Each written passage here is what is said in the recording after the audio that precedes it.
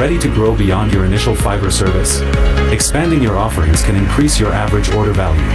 I'll show you a strategic approach. Welcome back to Guide with Samuel. Service expansion should be logical and build on your existing expertise. Look at what your current clients naturally ask for.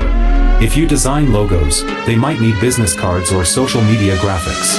Create new gigs that complement your existing services, creating natural upsell opportunities. A crucial pro tip: bundle services into done-for-you packages. Instead of just offering individual services, create comprehensive packages that solve a bigger problem for clients. A complete brand identity package is more valuable than separate logo, business card, and social media gigs.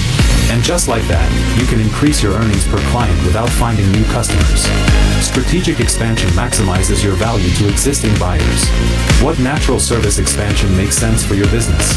For your final question, subscribe for our next video on how to remain consistent on the Fiverr platform.